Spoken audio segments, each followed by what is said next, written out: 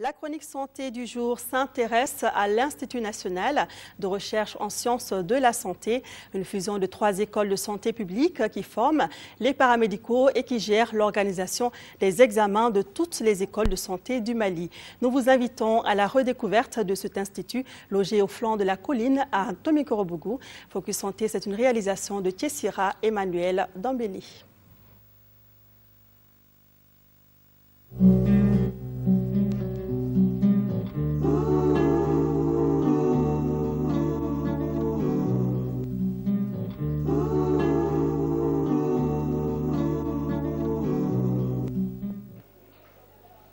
Avant 2004, on parlait d'école secondaire de la santé ESS. Aujourd'hui, c'est l'Institut national de formation en sciences de la santé INFSS.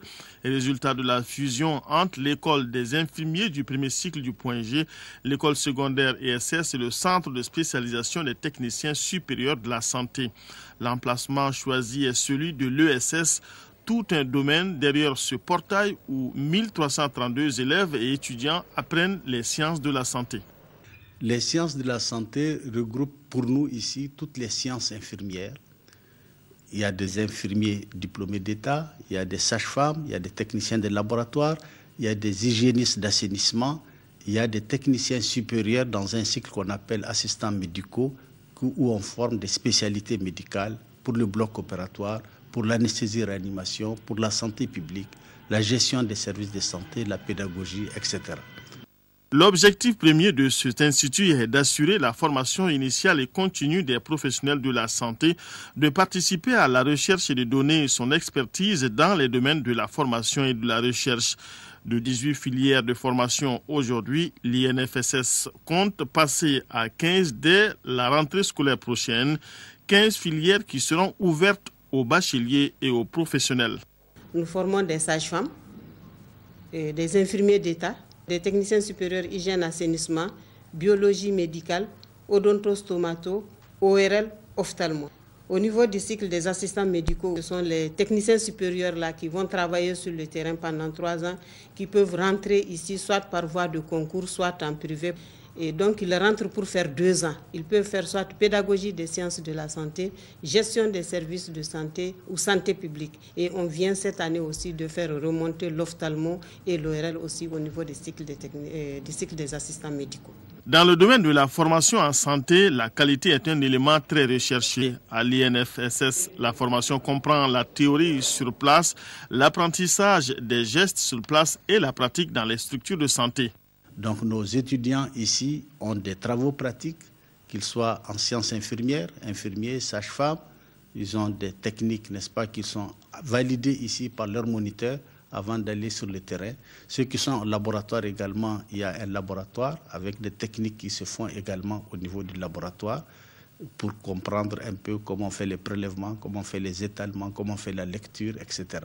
Donc cet apprentissage est fait aussi bien par nos enseignants permanents de l'Institut que par des enseignants vacataires qui viennent d'autres structures pour venir, n'est-ce pas, dispenser des cours au niveau de l'Institut.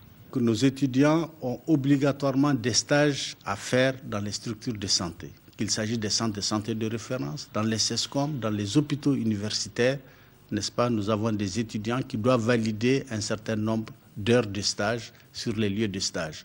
Les majors de ces différents services, les chefs d'unité, sont là pour les encadrer et nous avons nos départements d'ici avec les enseignants permanents d'ici également qui vont faire le relais pour faire le suivi de ces étudiants au niveau de ces différentes structures.